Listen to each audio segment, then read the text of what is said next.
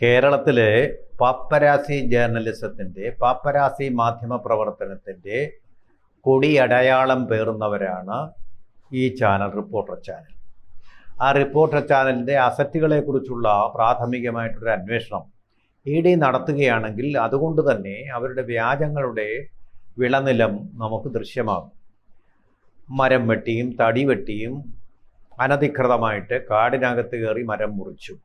അതുപോലെ തന്നെ വ്യാജ ചെമ്പോലകൾ, അതും ശബരിമലയെക്കുറിച്ച് തന്നെ, ശബരിമല എന്ന് ഞാൻ അടിവരയിട്ട് ഈ സമയത്ത് പറയുക, നിർമ്മിച്ചതിൻ്റെയും ധാരാളം അസ്ഥികൂടങ്ങൾ അവരുടെ അലമാരകളിൽ ധാരാളമായിട്ട് കണ്ടെത്താൻ കഴിയും. Something is rotten in the city of Denmark എന്ന് പറഞ്ഞത് ഷേക്സ്പിയർ ഈ റിപ്പോർട്ടർ ചാനലിനെ ഉദ്ദേശിച്ചാണോ എന്നെനിക്കിപ്പോൾ സംശയം. അതുപോലത്തെ ഒരു മാധ്യമ പ്രവർത്തന പന്ഥാവാണ് അവർ പിന്തുടരുന്നത്. എല്ലാവരും അങ്ങ് പരിശുദ്ധമായ പന്ഥാവാണെന്നല്ല പറയുന്നത്, ഞാൻ മനസ്സിലാക്കിയിട്ടുള്ളൊരു കാര്യമാണ്. അവരുടെ ആ വിഭവങ്ങൾ ആ രീതിയിലാണ്. ആയിക്കോട്ടെ, എന്നിരിക്കെ ഇതിലിവരെതിരെ ഏറ്റവും വലിയ കുരിശുയുദ്ധം നടത്തിയത് ഇവർ തന്നെയാണ്. ഏറ്റവും വലിയ മാധ്യമ വേട്ട. അവർക്കൊരു ലക്ഷ്യമുണ്ടായിരുന്നു, അത് ദിലീപിനെ തൂക്കിലേറ്റുക എന്നുള്ളതായിരുന്നു. ആ ലക്ഷ്യത്തിനു വേണ്ടിയിട്ടുള്ള തെളിവുകൾ സമാഹരിക്കുന്ന പ്രക്രിയയിലായിരുന്നു.